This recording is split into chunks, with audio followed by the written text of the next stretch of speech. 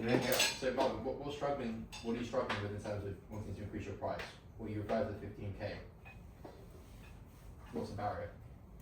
The barrier we already talked about is still a little bit the organization, especially of the testing, because right now I'm not confident because it's not like professional. Because oftentimes, I already told, when I organize the blood work, the labs refuse to let me pay in advance. So they say that the client has to pay on the day cash. But that happens to me. Yeah? Yeah. Okay. Often. Okay. Wow, okay. It's not an issue. Because that was for me sometimes that I thought, okay, I imagined it for myself that I take care of all these things, and the client, it works a little bit more professional, especially with the DEXA scan, it's... I know what you're saying, but if it's not something which can realistically be facilitated, what's the better outcome? It happens or it doesn't? Once again. If realistically you can't pay for blood work in advance, what's better, the blood work happens or it doesn't happen? Yeah, of course it happens. Right. So provided you communicate with the client openly, there's no issue. Okay. I'll use an example. So Shane, who came on board a couple of weeks ago, organising everything in Bangkok was a nightmare. Like the clinics there are awful. They're so bad. Okay, I can imagine.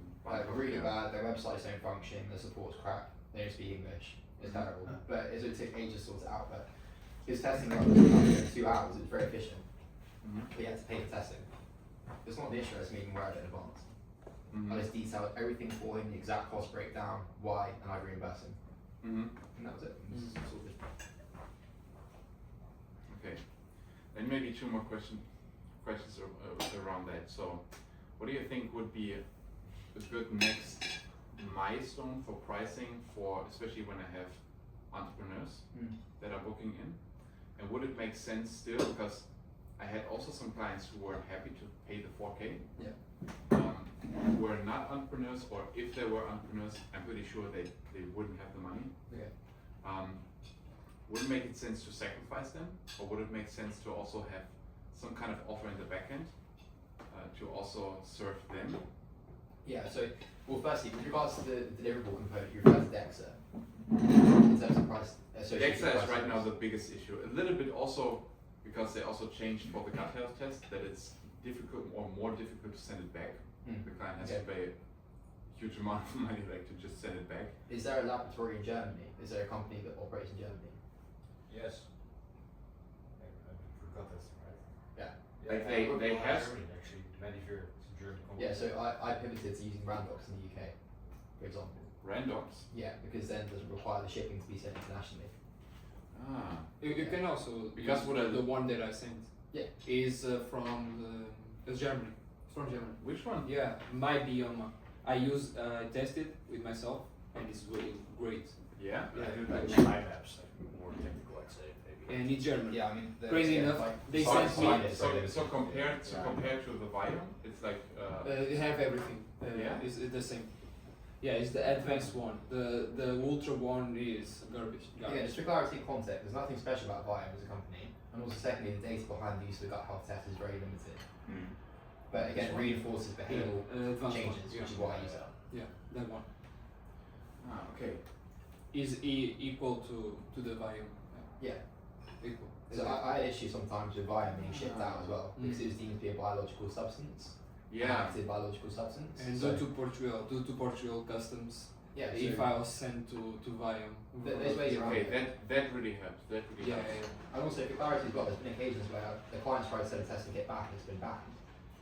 I don't see that as being an issue, provided I communicate with them, okay, that's due to this logistical component, the customs, etc. It's fine. You send an alternative and then you're I going can to show solve the you issue. my results. Yeah. Everything. I guess I will also do it first by myself to experience it. Yeah, it was great. It's very fast, very fast. But the point I'm making is that the logistical management of deliverables, there's always ways around it. Okay. And also the reality of expecting it's going to go perfect every time is just a false reality. Okay. But provided you communicate and you're proactive with the client, you've done everything else flawlessly for them, they won't have an issue with it at all. Okay. Yeah? Okay. So like I showed you the depth of meshes I sent my clients this morning when we were at paddle, we reviewed it all. You can see why someone then would be concerned by if a testing kit gets returned. So very proactive everything else, so they wouldn't have an issue with it. They say, oh hey man, it's got sent back, can we do something else? Yeah, no worries. Okay. Yeah. That really Yeah, it's like this. And then to answer your questions, everything. yeah, Yeah, good. you've got that weird Yeah. screen thing, so we can't see it by the way. Do you? Yeah. No, I'm showing to him. Yeah, okay. Yeah. And then also with regards to the price increase component, that's dependent on how you want to adapt the offer. Mm-hmm. So we'll speak about the downside you potentially leverage for 4K clients, or individuals you can't afford 4K, that's still viable. This is not fun. Oh, it's space. That's right. But yeah, it's going to depend on how you want to adjust the offer. Because if it's still physique predicated in terms of how it's presented, not necessarily deliverables, but in terms of how it's presented, the perception will be skewed. Meaning the reality that someone pays 10, 15K for physique primary offer is very low. Mm-hmm. Yeah? Mm-hmm. Even then, I think it is still reasonable that you could charge that. Mm-hmm. And again, if you have the context for a P3T charging somewhere between 300 to 500K, Mm-hmm. it gives you context for, Yeah, that really helped. That I understand there's plenty of authority there, right? But in Mhm. itself, you've got a body of work which you can showcase, social proof, loads of videos people can access. What stops you from charging 10K? Yeah. And also, what's the fear of suggesting to someone that you're going to charge 10K? They say no. That's it. Yeah. And then you can potentially downsell, just decrease your price from the sales call. Okay. Yeah. How would you then justify the price decrease? Because that's what I'm a little bit, let's say, kind of afraid that I lose the client who potentially would work with me. Yeah. But because I offered a high price, then will leave. Because when I want to have a downsell, then obviously I should have to justify like why I'm gonna go down with the price right now. So downsell can be integrated if you were to outsource facilitation delivery to a coach. Even for like the 4K. Okay. Yeah, you can charge a monthly recurring price, like conventional online coaching, but you facilitate it and outsource it to a coach. Okay. Yeah. Okay. So the reason why it's beneficial to you, given that you want to scale to 30K and beyond, is because in itself you have to account for ad costs. Yeah. So if you're not confident on conversion and you pay to acquire someone to attend the call, you're operating at a loss, Yeah. right? But if you convert on a low ticket monthly recurring product, you've accounted for your ad spend and probably more. So you're still profited from the clients, while still getting more data on which clients convert best in terms of ad sales. Does that make sense? Yeah. Yeah. So you want to be strategic about it. And you can also outsource that to a coach. So in terms of value discrepancy, when you speak to a prospect and say, oh, there's this opportunity here, it's not facilitated by me, deliverables are this, by my coaching team. If they're very interested, they will proceed. How big would you make the jumps? What do you think makes sense right now? With the 4K package? Well, it has to be significant, man. That's where you have to increase your 4K. Because in the main, the downsell is appropriate for individuals who can't afford a 4K, right? Mhm. So the likelihood they want to proceed with monthly payment is quite high. To justify your facilitation delivery via a coach and account for costs, you want to charge near $1,000 a month, realistically. Mm-hmm. So the discrepancy there doesn't seem that significant at present for the prospect, Mm-hmm. which doesn't really make sense in terms of your offer value inference. Does that make sense? Yeah. I tried to calculate it right now in my mind, what would make sense for like my next sales calls that I'm trying to offer. In terms of your high tier of service or downsell or both? Both. Okay, so the downsell I wouldn't encourage you to proceed with unless you have a coach in place. Okay. Because again, like you're undermining yourself, Mm-hmm. and also it's preventing you from scaling effectively. Mm-hmm. So your bottleneck is time management, right? Yeah. So if you're to acquire a client on a monthly recurring basis who's a K a month, for example, when you could have acquired a client who's paying you 10K, there's an issue there. Mm-hmm. Yeah, in terms of your financial return for time allocated. Mm-hmm. So it has to be outsourced to a coach, and also for there to be discrepancy in products, it does as well. Mm-hmm. Yeah, but in terms of price increase, you just want to test with jumps. But the jumps are jumps you have to be confident with, Okay. because the prospect won't be aware of the jump being made, unless they've been sent to you as a referral.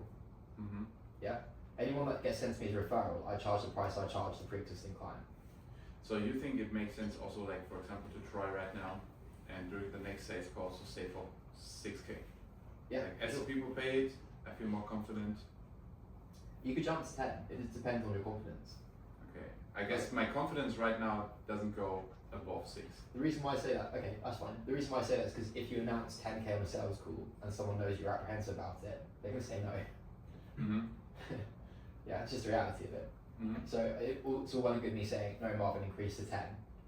But the reality is, if you're nervous on the sales call and do that, you're going to fuck yourself and your reputation very quickly. So you need to be aware of that as well. So 6 is fine if that's a comfortable jump. Okay. I didn't go from charging 3k for 12 weeks to 15k overnight. Yeah, makes sense. Right. Makes sense. So logically, I could have done so, but in terms of my emotional component to that, like, no way. Okay. Yeah. Okay. Does it then already make sense also for my confidence that, for example, you provide your clients with also the first package of like kind of supplements and also tools? I also like that idea. I didn't do it before because I mean, if I pay too much for them, like it shrinks my margin. When I have a 4K package and I pay like the supplements and this and this and this, of course, like there's not much profit available. But like for a 6K offer, if like for example, I also provide them with a supplementation, like for example the bionic supplementation for these 3 months. Just that is a deliverable, or No, like the medical testing, the supplementation. So that's going to cost you about 2k. Yeah. Yeah. Okay, that's too much. Yeah, for sure. I just think it's scalable model. Yeah, no. Because if you account for ad spend in that as well, the margin's going to be like 2k per client on a 6k product. Yeah, that's. Which is pointless. Yeah. So you want to be aware of that. That's why increasing the price is going to be a good thing. Okay. Yeah. And the value perception is drastically different. Like we deliver a physical service, right? Online service, sorry. If there's a physical component to it, the value perception is much higher. Yeah. If they receive something, they're like, that's fucking sick. Yeah, that's what I mean. Yeah. That's I also perceive it like things. Yeah. Even if it's something physical. It feels maybe tangible, it feels exciting, or something to open, even though you know what it is. You feel like a child again. Yeah. The same thing applies here. But offering that for a 6k product just doesn't make sense at this moment in time. I try right now, just in my mind, to brainstorm something which is like doesn't crash my margin, but still gives like the prospect a good feeling, maybe a quick dopamine hit. You know what I mean? I think you're making it too hard for yourself in that regard. So the issue here isn't what you're delivering, because you know what's valuable. Yeah. The issue here is how much you're charging. Yeah. Okay. Yeah. So rather than trying to reinvent the wheel, you just need to increase your prices. Let's do the math with like a 6K package. Yeah. How much clients would I need in order for me to go close to the 30K? 5 for a month. Okay. That sounds at least a little bit more realistic for me. There's still quite a lot to deliver though. On your time budget. Yeah. The reality is more than like, and this will be the same for many of you guys as you transition from other work, like yourself after as well, you're going to have to work extremely hard for a bit. That is the reality. Your time's going to be occupied with work on both fronts. The same is going to apply to yourself until you remove yourself from the PT stuff. Yeah. I was aware of that and acknowledged that when I was transitioning as well. I was like, no, I'm just going to have to work 50 nowadays for a bit. How long did it take that phase? I don't know, man, it was such a blur. Rough. So sleep deprived. A few months. Yeah. I was so sleep deprived for those months. This is But, how you yeah. sleep better. At the time, my offer wasn't really predicated around that. It transitioned into it. But Sure. Yeah. It's called $1 Million Body. Nice. Great branding. Does that make sense? Yeah, it makes sense. Yeah. Because then also the increase in price enables you to then leverage paid traffic. Yeah. And then also the opportunity for a downsell to capitalise on your paid ad cost if you need to. Mhm. And then removal of you from delivery for that with the coach as well. Yeah. Which is very helpful. Because the online coaching model, by the way, like the low ticket model where people charge a few hundred a month, isn't broken per se. It's just not very good. That's all. Right, and people also deliver their service themselves, charging a few hundred per month. That's an issue. Right, because then they're going to outsource their delivery because they're going to reach numbers of like 90 clients per month. And they say, oh no, I'm going to outsource you to coach now. The clients can be like, why am I charging the same price then, dude? Yeah. What the fuck? And then their margins get destroyed, they're paying salary of a coach and they're fucked. That's what happens time and time again. So yeah, you just got to be aware of that. Okay. One more question regarding to that. In order to not take so many sales calls, because time is a limitation right now. I right now have in my calendar form that they have to tick the box if they have more or below €1,000 to invest in their health. Doesn't make sense to stick with that because like if I increase my price for like 6K, sometimes some people tell me also that they expect for the whole package like 1000K. Like they misunderstand this a little bit. Yeah, that's misleading. What do you think should I change it to? In the same way that I frame that you have to have a budget of at least 10, I'll increase that now to 15 for sure in terms of wording. Okay, so actually like the whole price. Yeah. So the number you have in the calendar is the same number you'd be charging. It should, But it should be good, you have it, I guess, on your Calendly page, right? the information about the actual consultation, yeah. Yeah, because I have it when the people book the call, they have to tick the box. That's an issue. Yeah? Yes. Because I don't, the prospects that can't afford my service, they make me aware of it, they drop me a message because they've seen the inference that I'm going to charge at least 10. Okay. I don't have prospects who are not qualified for my sales calls, ever. Okay, because I have it, for example, like when someone wants to book a call. Then they have to select the box Name? and form the code. Yeah. Exactly. Yeah, I think whereas mine's that's like- the issue.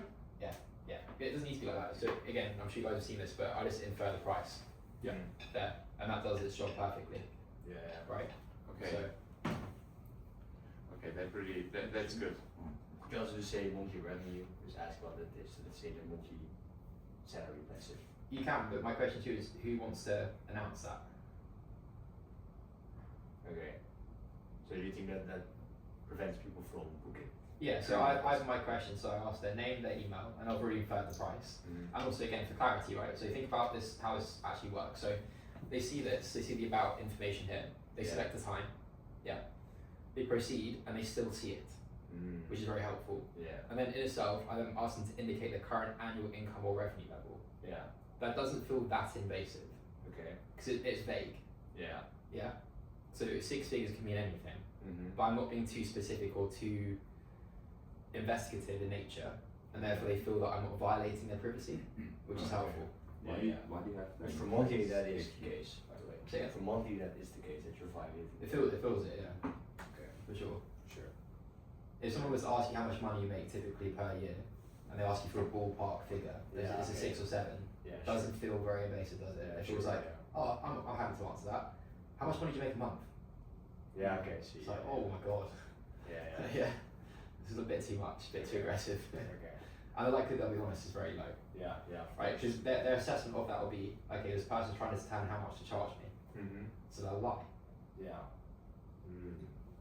Okay. Does that make sense to all of you guys? Yeah. Mhm. Yeah. Why do you have this in place as well? If you like indicated at the beginning how much it costs, why do you want to have that information additionally? It benefits me in terms of collective data. That's one component, which is very helpful. But then also in itself is just a secondary prompt. So there's no harm in me having it. It's not a deterrent in any capacity. Because again, it's not invasive, it's just further detail, which is good. Yeah. Make sense? Yeah. And again, to clarify the first point I made with regards to scaling in terms of the model, yeah, you guys will all adopt a similar model. So organic in itself is limited in terms of consistency, as I said, right? It's going to come from content inbound and then word of mouth referrals, yeah? Paid traffic is the next resource to leverage. Yeah. But you have to be aware, as a matter of fact, that paid ad costs are now more expensive than they were previously. So you have to factor that into your cost of product. Okay. That's why price increasing makes way more sense.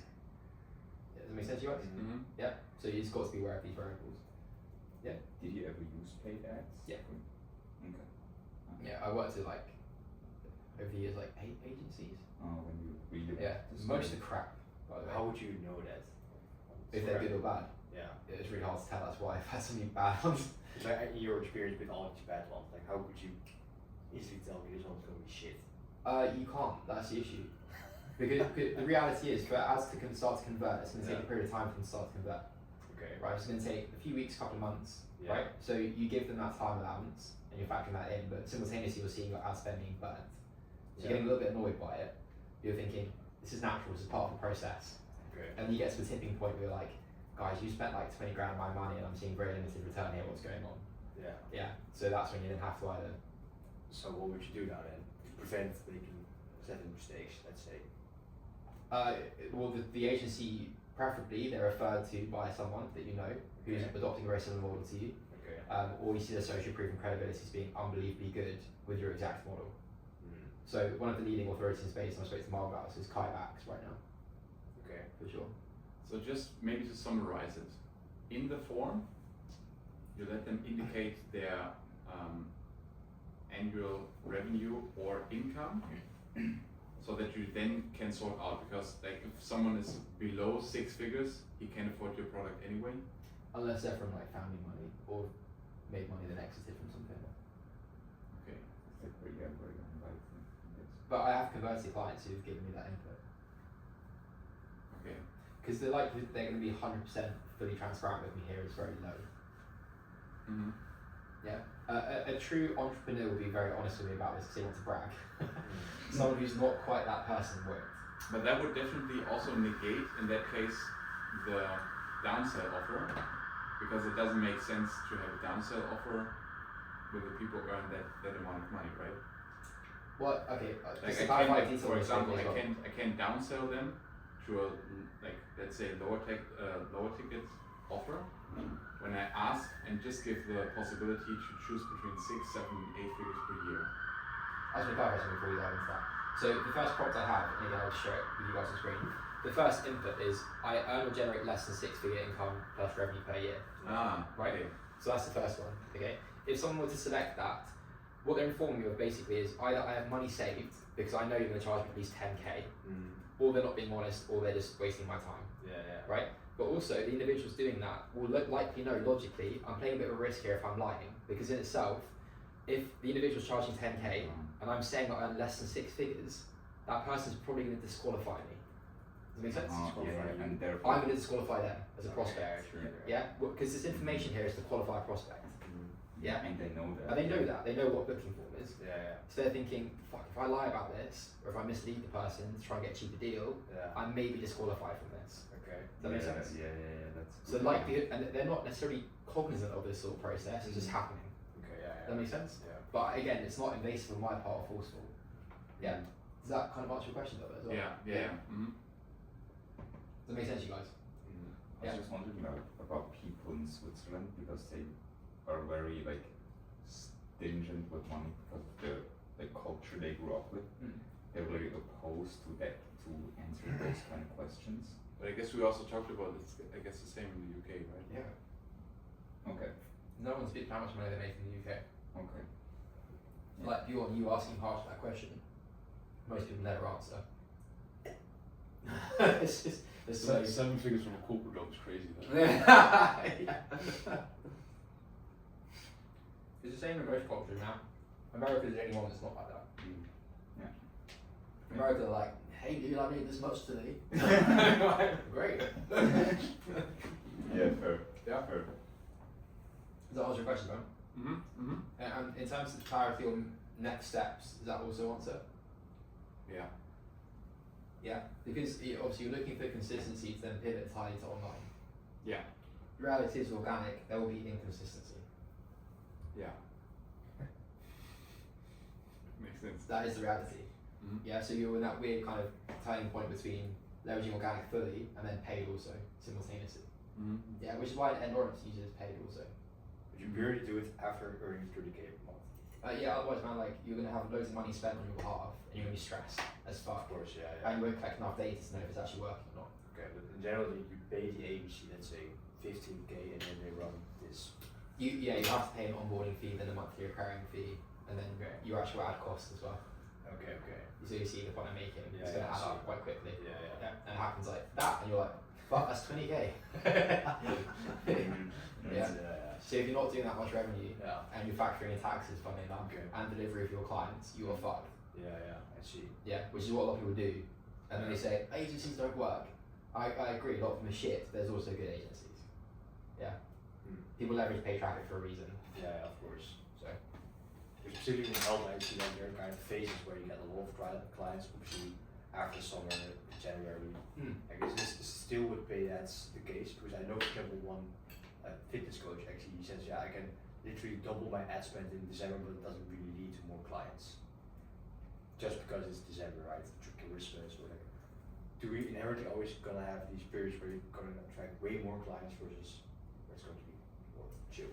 I can't comment on it from his point of view in terms of his exact business. No, I but understand. the busiest period of a year for me is September through to February. December doesn't slow down. Okay. The summer slows down. Yeah. But everyone wants to jet off and do their own thing for a bit and party. Yeah. Basically, the rest of it's quite stable. Yeah, for sure. if anything, before December, people were like, shit, I should get myself in check. Yeah, Got a bit more time here. Okay. Yeah, but that also depends on who you're selling to. Mm-hmm. I'm selling to entrepreneurs who need to have themselves in check, Yeah. so that logically makes sense. Yeah. Yeah. So, does that make sense? Yeah. Yeah. Okay, Rodrigo, you had a few questions about outreach. Yeah. In what capacity, man? Just finding them on Instagram.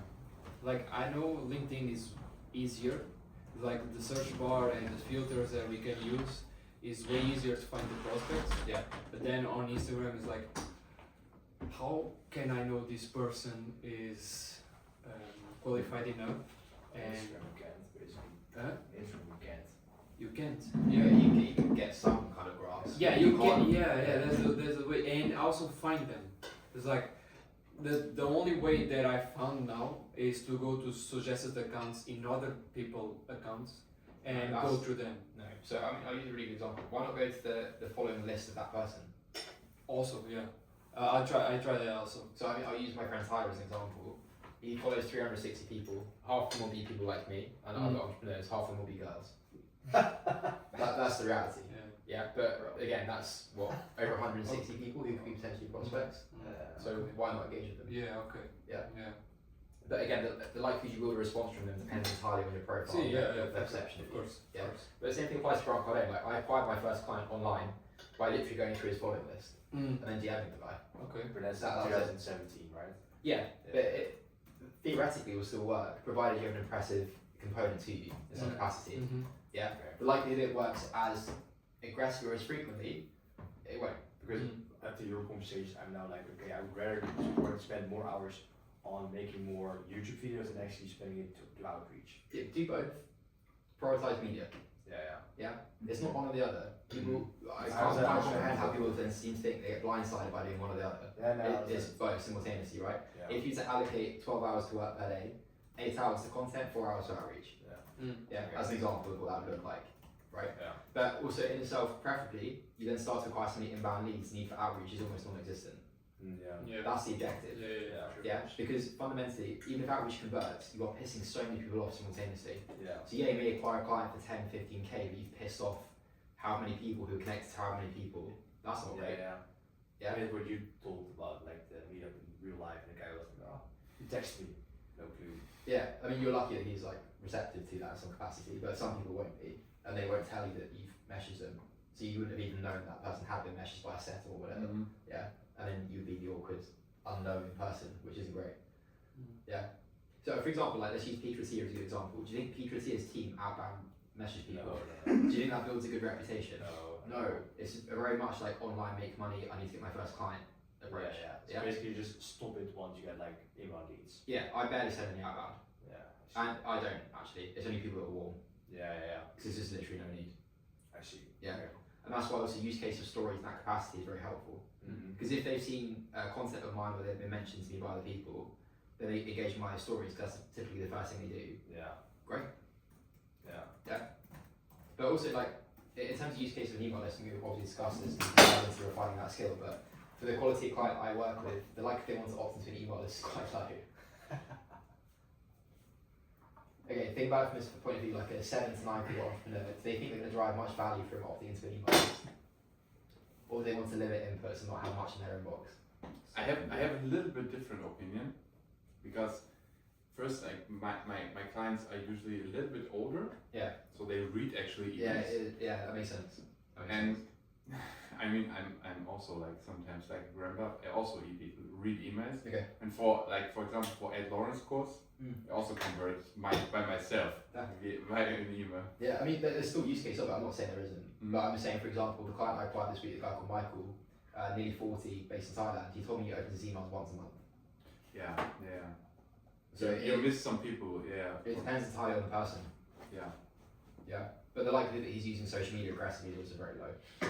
Yeah. So, yeah, there's outliers there. For sure. Does that make sense, Rodrigo? Yeah. Like using suggestions can be a nightmare for you, dude. Yeah, for sure. Yeah. Whereas the individuals, like the likelihood that Grant Cardone follows 3,400 people who are idiots is very low. But also simultaneously, the likelihood that you have access to people with a following in equal measure or slightly lower is very, very low also. Right, so whether or not you contact them via Instagram or another platform is up to you. Yeah. So I always went for the lower caliber person when I first started. So I was thinking, cool, it's gonna get my foot in the door. Yeah, I didn't go for Grant Cardone's executive C-suite team. I went for the guys that were working for Cardone Capital. Yeah, makes sense. So I knew they'd be making money in a sales position or something like that. Nice, right. I was taking notes as you guys spoke around the room. So, okay, Harsha, you referred to outreach as being a component, and you referred to overthinking content and capacity. So outreach, what question did you have specifically? So I think you did touch on it just now. We talked about what kind of caliber people you're reaching out to. Yeah. So I've already kind of collated like a list of people that I want to reach out to. But my hesitation is that if I'm not established enough, or if you can't infer them established enough, then if I speak to someone or message someone, and then it kind of messes that opportunity up, and let's say I do that for like a 20, 30, 40, 50, like that kind of number, then I'm kind of shooting myself in the foot in not being able to work with these people, period. So it's better to keep trying to build myself up in some capacity in terms of just what kind of vibe I give off on my page. The thought process is logical, for Yeah. sure, but in itself you also need to acquire first few clients. Right, so the likelihood that you can expect that to come purely from content is also very low. Yeah, content and outreach go hand in hand with one another. Right, so for Martin, for example, majority of your clients are inbound, which is great, right? But that doesn't necessarily mean that you could depend on that or weren't able to predict, for example, your first upload and then say, I'm going to acquire 4 clients from this. That's not a reality. Would be nice. Yeah, but that's not a reality, right? But had you compound your efforts with outreach also, the likelihood you acquire a couple more clients a bit earlier is quite high. The likelihood you also pissed off people is also very high. So it is just a trade-off. When would you, let's say, stop doing outbound? Once you no longer need to scrounge for revenue, to be perfectly frank. I was thinking, because I think the entrepreneurial scene there is not that big in that lens. So I'm like, okay, if I, let's say, do all volume with outbound, wouldn't I just piss off a lot of people in a very short time and then kind of fuck up the entire, your perception? Yeah. Potentially, but if you send a very simplistic outreach message, do you think you're going to piss people off? No. Or do you think they're going to appreciate the fact you're probably trying to start a business? Yeah. It depends how you approach it, right? So Rodrigo sent me an example of a script that he put together, which was pretty similar to what I sent you previously, but the opening message of it is very simplistic in nature, and I can read it out for you guys. This is Rodrigo's example, but it's based on mine. Hey name, how's everything going with you? And this is if they're engaging with you, right? I hope you're doing well. If you have any health-related matters I can help you with, I'd love to have a chat. That enables them to then express they want to proceed. I understand. Yeah, which is inviting, but it's not forceful. And it's not saying, I've got a service to sell you, fucking pay for it. Which is what a lot of people do with outreach. Yeah. It's like the B2C make money space, wave outreach, essentially. Yeah, for sure. I mean, the amount of DMs I get is a really good example of today. What's this one go? Hey Billy, I made you a free content strategy for your YouTube channel. I wrote down and explained your next 10 video ideas. Here's the link, Google Doc. If you like them, I can also script your first one for free to help you get started. Let me know. She's followed up every 3 or 4 days since. Good stuff. Yeah, this is never going to get a response. Like that's just an example of that. Yeah, I see. Yeah. Okay. Does that make sense to you as well?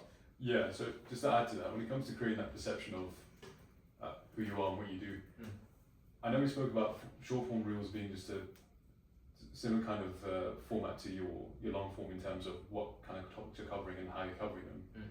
But would you also have short form videos as why you do what you do, or like the story behind personal, basically? No, that's not even necessarily personal, but just what your offer is, or like what the components of your business, and that way people have a better understanding of the story behind. I have a question. So you've observed Peter, right? Yeah. Has he done that? Not for the most part. He's never done it. No. No, unless he's interviewed about his service delivery, why he does what he does, etc. Right, and that's an opportunity to acquire customers. That's why he does those things. Yeah, but in terms of nurturing, no. Yeah. Is there a specific region? In itself, it's just very difficult for someone to engage with it. So, for example, like let's take peak business content that I've uploaded previously. You guys have all consumed it on YouTube in some capacity, right? Had I said, would it be valuable for me to break down my exact deliverables of my service, or would it be more valuable for me to then frame solutions to the issues you're facing? Yeah, obviously the latter.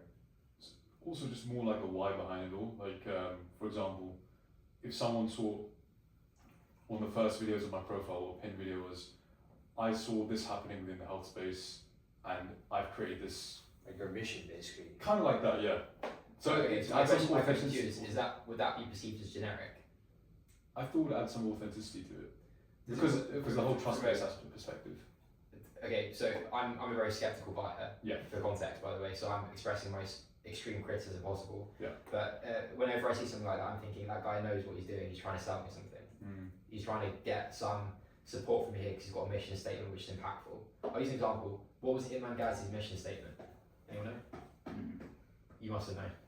I don't remember. Really? Don't remember. When he's doing like the poor school thing, Fuck school. I don't know. I don't remember. reform the education system. Ah. Oh yeah.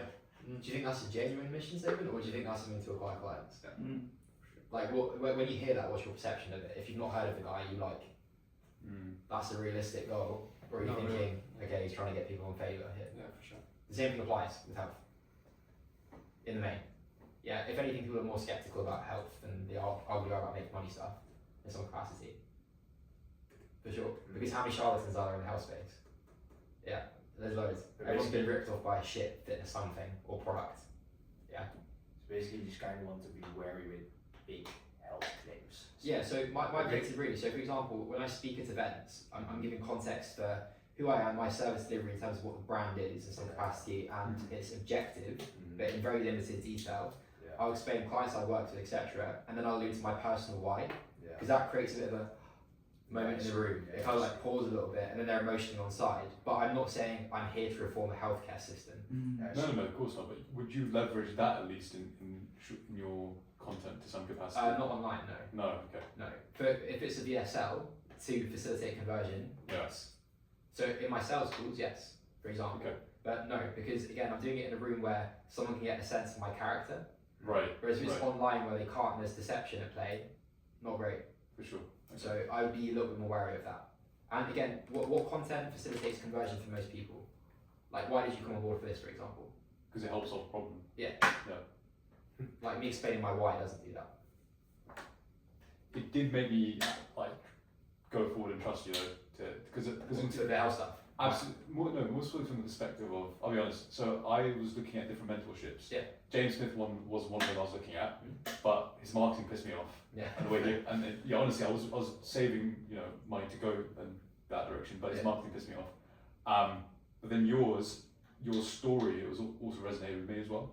I actually watched one of your podcasts. I think you were on one that was talking about your just views on business, money, and yeah, just life in general. And that's actually what made me go forward as opposed to anything else. Okay, that's interesting. Yeah. Yeah, but that's also the medium that enables that to happen Yeah, in a yeah. genuine capacity, right? Because it's a podcast, it's longer form. Yeah, whereas you can't have falsified answers. No. And you can tell if someone's lying, right? In the main, you can. Was it the Unless the person's a psychopath. I don't remember what podcast was, but actually, Matt Kelly? Was that? I don't remember now. That's Well, only so, only one. yeah. But I mean, like, whereas if you're presenting the content in a manner which isn't asked of you to do so, Yeah. the authenticity isn't quite there. It's like self-proclaimed. Do you see what I'm getting Yeah. at? Really? Mhm. Like, so I would let's say- encourage it. So let's say if like a YouTube video, you would refrain from telling your why in YouTube videos or on any video for that matter. No, I do expand upon it in some capacity in videos from time to time, but it's not incorporated in every video. No. If I'm trying to make a point and it makes sense to do so, I will. Yeah, definitely. To hit home the point as to why something's important, as an example. I But see. I'm not doing so in the outset of the video. Maybe like 3/4 of the way in towards the end, maybe, where I'm trying to consolidate the reasons why something's really actually quite important. Does that make sense? Yeah. So yeah. You don't want to shove it in someone's face because they seems intentional. You should put it there. I'll use an example. So like the business videos. How many of you guys have watched a few of them? Yeah. Okay, like in the intro, if I said to you at any point, I used to be a PT and now I'm doing this or anything like that.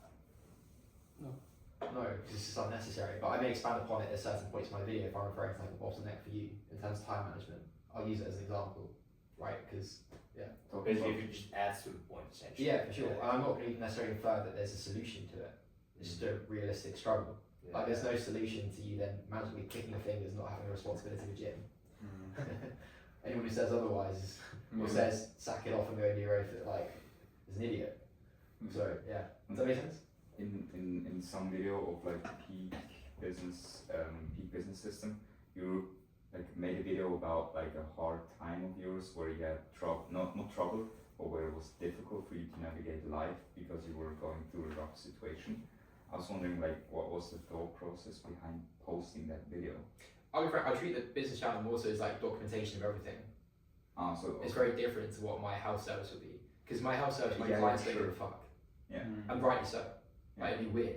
It'd be an egotistical thing for those people to do so. Because they're extremely busy as well. Right? Yeah. But I kind of treated the business channel and this in itself has been more created as an outlet. So yeah, that's my opinion on that. So But that's it's also more just like not my sharing. primary business, so I have the flexibility to do so. Yeah. Does that make sense? Right. Whereas I treat the business, the health business much more formal capacity. Yeah. I still expand upon personal things, but not in a manner where it's self-indulgent in any capacity. So yeah, but then also with regards to the navigation, like a business career, and like you said, like periods where things are difficult on an emotional level, the likelihood you guys experience it, we discussed it this morning at breakfast, is also very high. So it will create resonance to some capacity. And again, like anyone who infers they have all the answers to something, doesn't struggle with shit, is just lying to you.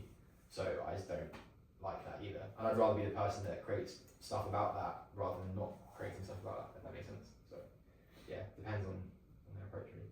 Yeah, like I never record a peak health video at a harbour in Cannes in the south of France. Yeah. Like, I was lying on the beach, my girlfriend was asleep, and I was like, fuck it, I'll record a video. Yeah. Because I was thinking about loads of shit. You see the point I'm making? It's Yeah, very different. Yeah. One is documenting, the other is like focusing on how to give solutions to problems. For sure. Does that make sense, man? And the overthinking content thing. Yeah. So I know there's no fixed answer to these kind of things, right? Just start making that. You'll very much dive into it. I'm very much thinking like 10 steps and This move. Yeah, I think Right. so good. for me the only way to get over it is just just like make it 30, don't look at the Maybe data. later we can also talk about like how to Let's say leverage this for our your own crowd is businesses. amazing, and then Because because I watched this if you don't choose, you always miss. title and thumbnail. Yeah. So essentially you're also making. you're missing. I was like, damn, that's so, So that's smart. Right for him, shit for It Will. doesn't have to be perfect at all. Right for him, shit for Will. Yeah. Again, same thing It was with gonna with be- social media. It's like they only watch like the first 3 videos. yeah. So you could literally Ah. make 30 and then like yeah. if you That's just what we did. That's generally why you asked improve me. over time as well. Ah, okay. I guess There's it's not like watch the whole thing. Um, Can so I give you that's guys an one example thing. of my first videos?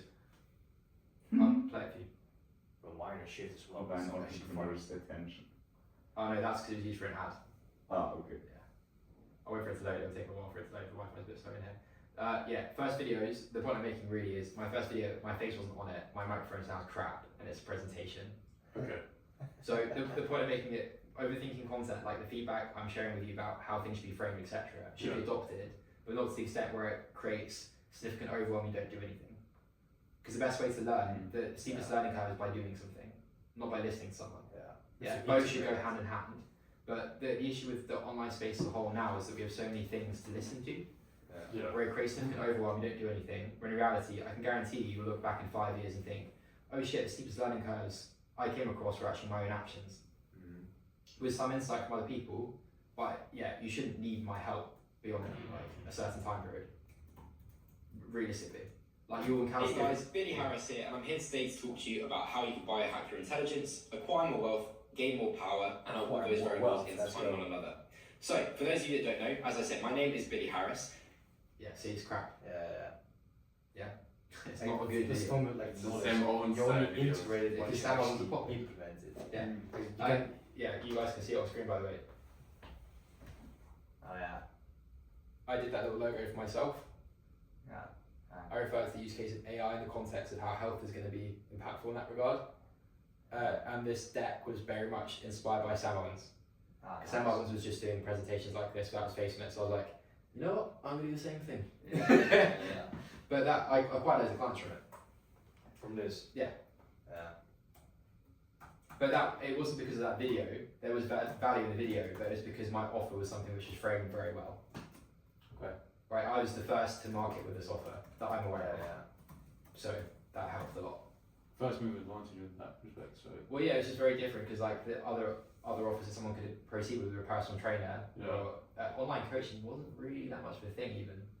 Which to me it seemed like it was everything at the time. I thought everyone around me was doing online coaching, but this was like 2017. How many people were doing online coaching in 2017? I don't know, like a few maybe, and I followed all of them and thought everyone was doing it. It's like programs were a thing. Like Yeah, like Google Docs were a thing, PDF lead magnets were a thing, but yeah, that's pretty much it. Yeah, so. Well, usually we just say just make 10 videos and then just post them. Like setting a goal just for a number and then just kind of see how you feel afterwards and then just kind of reiterate. Well, whilst being strategic, yeah, you can do both, you can balance both is the point I'm making. But don't allow yourself to overthink to the extent where the issue with your videos, and we've spoken about this also, isn't necessarily the way it's created, it's more so the fact that you're speaking at someone with information rather than how things can be practically applied. So when I'm putting up visuals on screen, for example, someone's a Whoop metric or something like this, and I'll do so at an event, the reason why I'm doing so isn't because in itself it's particularly unique, it's more so from the perspective of, I don't want to go to a presentation and say, hey guys, here's my top 3 sleeps-ups, give that a crack. Yeah. I found that Thanks a for really paying good me. point. It's crap, right? Whereas if I show someone's dimetrics and the dynamic components associated, the person then goes home and thinks, oh, I might pick up a Whoop, right? And they start using it and they see there's difficulty potentially, that's when they potentially come on board. I really love that framing of it's not about information, but about specificity. Yeah, so like, again, I'm not reinventing the wheel with my service delivery in any capacity. All I'm doing is I'm helping people who try to do something but have failed at it in some capacity and I'm fast tracking it for them. So presentation really at masterminds events should kind of be that. Yeah, but whilst also giving someone a framework for what health is. Yeah, so I can't attend a presentation and say, for example, if I hadn't met any of you guys before, I can't sit down here and be like, right guys, questions. You'd be like, about what? How are we going to navigate this? You'd have no context for what a business growth phase looks like, right? Whereas you guys do, so I can have that conversation quite openly, but at an event you can't do that either. But if you give someone a framework and context for what a process should look like and is regimented, they see the logic in it, and then you show dynamic stuff in there where they're like, I can do that now, cool. And if they need help, they can then come on board. Yeah. That's why I acquire so many clients from events. Everyone else just fucking speaks at people with a deck. Right, at the end it's like, work with me. You see, yeah, it's very different. So essentially, like the goal is always to kind of convince them, and the best way to do that is to kind of quiz them emotionally rather than with information. I mean, like the amount of information someone can process in a short period is very minimal. Let alone remember it and then actually consolidate it. Like, did you watch any of the other speakers at the event? By the way, like, I think like a personal story or like sharing, let's say, the actual data of a person is, people remember that 11 times more than, let's say, just a raw fact. Yeah, I'm sure. Yeah. So like telling stories and that showing real results to people actually works way better. Yeah, well, yeah, for sure. Definitely.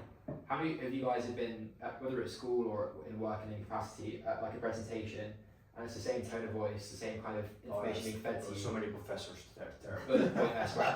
There's no creativity, there's no kind of passion, no expression, nothing, right? And you can't really see this being applied to you in any capacity. That sucks. Just do the opposite of that. Yeah, that was my thought process for every presentation I deliver. Yeah. But again, in order for it, and also values delivered by people being able to ask questions of you in some capacity, because you don't know what issues they're encountering. Give them a framework, they can ask better questions. So the likelihood that at the end of the event I get questions like, what's your opinion on Tonga Ali, is very low because I've given someone a framework for what health is. And the actual important variables. Does that make sense? Yeah. Make sense? Sure. Yeah. You got any questions about that? Was that? Yeah, and I guess another component of it is ensuring you just develop that trust through videos. I think that's what I really want to hone in on, because the way I see it, trust is very low. At present. Yeah. When it comes to buying products, when it comes to buying services, you really want to know who the person is behind the service. Yeah. So when delivering or creating content in that capacity, I'm thinking about, how do I tick these boxes off? I know it's never going to be 100% perfect, but I just want to make sure that the runway I'm creating for myself is as neat as possible. So when I do approach the people I want to approach, I'm not like leaving money on the table or leaving people, by not having created the content which is trustworthy, that is, charismatic, that is all these other things that's important for someone to see. Yeah. But one thing I would say about your videos is it feels like you put on a different personality. I feel it as well. It's like you're presenting for BBC Weather. I feel it as well. I hate it. Yeah. No, because I don't know what it is. It's like the way I'm speaking to you guys now. I'm not See sure. that in the video. But that also comes with like making more videos. With my first video, Yeah, bro. I like terrible. I was just the reading amount of words that. I spoke per minute in my first few videos is so high. It's crazy. Do you think I'm being too formal in my videos? Yeah, definitely. Yeah, in my opinion. But that only improves as you make more. I'll ask videos. you something. Do you think, okay, as human beings, do you resonate with people who present themselves as being perfect or people who present themselves as being good but a bit flawed? Yeah, for sure. Relate. Right, it's the latter, Yeah. right? It seems like you're presenting yourself as being perfect. But how do you draw the line between that and then coming across as professional? Because the way I've kind of framed it in my head is before, when I was making content, I was much more playful, being fun about it because it was fitness content. Yeah. And then when I saw what you're bringing to the table and what your offer was and the business that you're trying to create, it's aimed at a different demographic, and with that you want to show that you're professional, that you're delivering a top tier level service, and therefore the way you should present yourself is also reflective of that. Yeah. So that's why in my head, I guess, I'm thinking I need to be as, I actually like the question as well. It's a really good question. I thought that too when Yeah. I first started, but I will ask you something. The character traits of entrepreneurs, what are they? they're quick and dirty people. They're Rule breakers, Yeah. they hate convention. Yeah. Just Right. problem So are they, in terms of their perspective of what professionalism is, are they looking for someone to present themselves as perfect when they know for a fact that person isn't perfect, because no one is?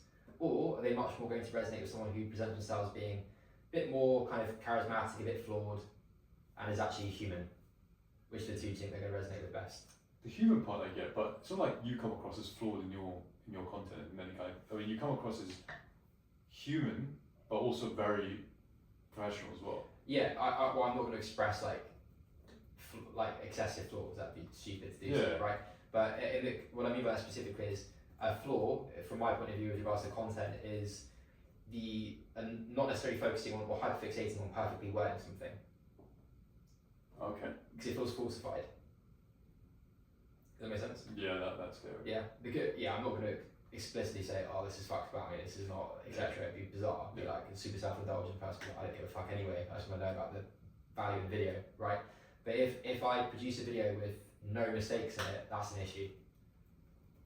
When I say mistakes, I mean me rephrasing something, stopping mid-sentence, thinking about it a little bit more, etc. That's weird. Super weird. Yeah. How many times have I paused while speaking to you guys now, or rephrase something, or use different points to kind of construct my point of view? It's just a conversation. Yeah, but I'm doing that continuously. I'm not perfectly wording something, so you can actually learn from it, right? And it feels human. Yeah. Mm. Does that make sense? Yeah, I need to tell my corporate trade off. Yeah, for sure. Yeah. I did it a lot. If you watch my first few videos, it's awful. Looking back, I'm like, fucking hell, man. But also, on a deeper level, with regards to service delivery, your clients don't want you to be a person that's perfect with regards to health either. They don't want that. They don't really care about you that Like much, cheat right? They rates. want you to be, yes, they want you to be aspirational in some capacity, but they don't want you to be a Brian Johnson. I love my digestives. Yeah, like, okay, Peter Attia, you guys have all watched the 60 Minutes? Yeah. Has everyone watched it? No? Okay, you can get this anyway. Peter Attia looks like he enjoys food. Yeah. Yeah? And from that, you immediately think, probably has a quite a good life. When you look at him. Because he's not overweight, but he has a little bit of puppy fat. He's not unbelievably jacked or huge. Yeah. Right? He's not optimised for that variable. And you're thinking, solid professional, because I like the information he presents. And actually, I probably resonate with him because he likes to dinner with his wife. Or likes to go on holiday. Yeah. That kind of stuff.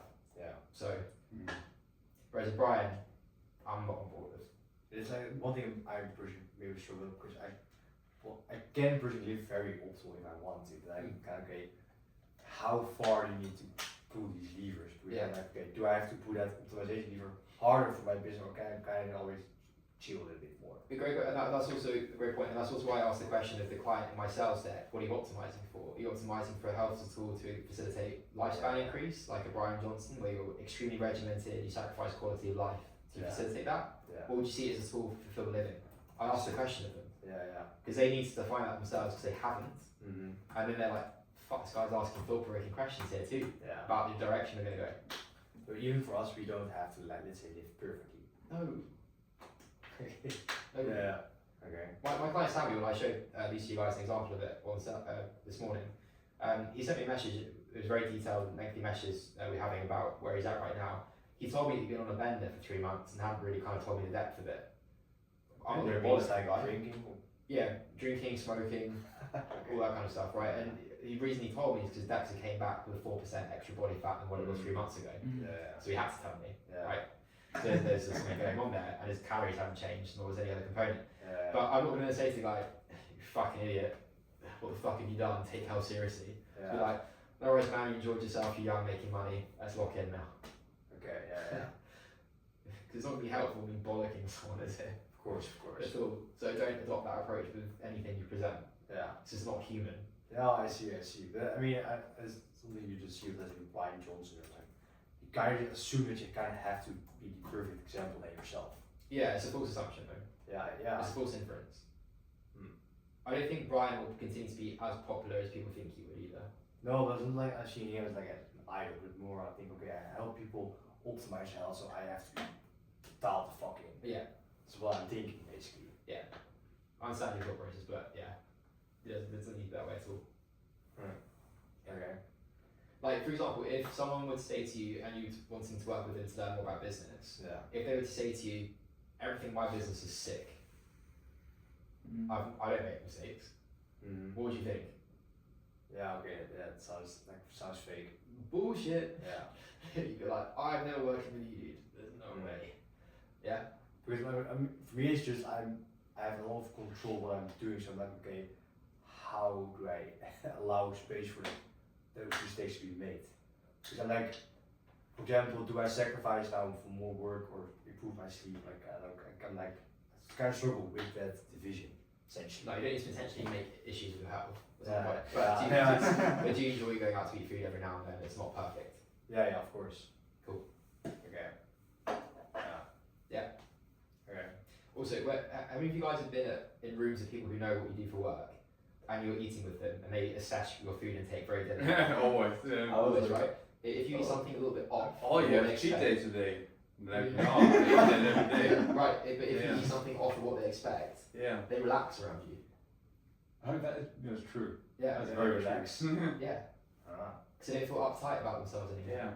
Yeah. They relax. It's like, who wants to order? Everyone's quiet. And then I'm like, yeah, I take the burger. Oh, yeah, I take that too. I remember reading me and Philip, the guy who's in it previously, we've got loads of tennis mates. We went to watch some tennis last year, and the guy was being really weird with me. We went to watch tennis with, and he never met me before. And Phil was like, yeah, he's being weird about you because of your health thing.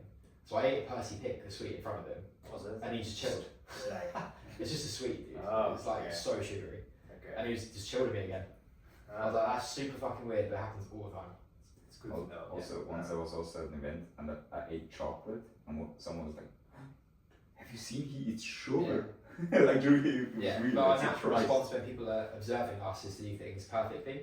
Yeah. That doesn't necessarily actually equate to the best outcome for you. Yeah. Yeah, but like the thing for specifically nutrition, I could easily do that. Yeah, it's not Just going to not be an issue. eat, drink, not ever have snacks. That's easy for me at this point, to be honest. Yeah. And also, is it human nature to, when you see someone doing everything in a capacity that you don't think you can, to the extent where they're flawless and perfect, you kind of want to piss on them a little bit.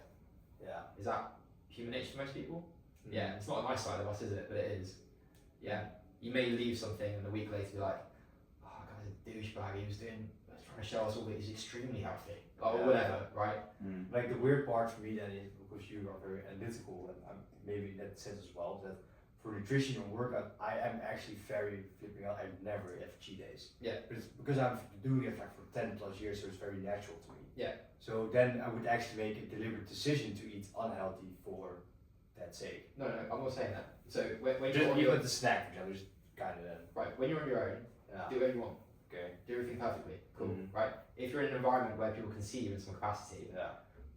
make a point of it to some extent. Mhm. Not obnoxiously so, but make yourself feel more human. Yeah. Get extremely drunk. Oktoberfest. I know, when I used to go out clubbing with clients, because my clients like clubbing Okay. a lot, we used to go out a lot. I used to pretend to drink. I used to have cranberry juice without vodka in it, and people were like, oh, he's drinking, great! And then they'd be really good mates with me, and then I'd buy clients from him. But you don't even tell that you're drinking then. No, I just pretend to drink, and I'd be like, oh, yeah, fuck, dude. Okay. And I wouldn't, I was just That's funny. Yeah. Okay. Whereas a lot of like health coaches, they wouldn't have even entered a club. No. Yeah. right? With clients at least, because they'd be fearful that it's a bad perception, but it actually got me a lot of deals. It's actually a good insight. Does that make sense? Yeah. It was again totally backwards to me, Yeah. but I would remember being like, fuck it, let's give it a crack and see what happens. I can't imagine going out badly. Yeah. And then I was like, sick, might as well. Interesting. So does that make sense, to you guys? I appreciate this insight. I love that keyword, like relatability. Yeah, it's really important, particularly with health. Like, how many of you have been judged throughout your lives for taking health seriously? Obviously, yeah. Friends, when you start going to the gym, take the piss out of you, your family for eating a certain way, whatever. It happens to every person, no matter how caring of you they are. Yeah. So, let alone strangers. Okay. Make sense? Yeah. Right, let's dive into other topics. Okay, who wants to go next? I just had a question, like, and Keep it. no, I managed like a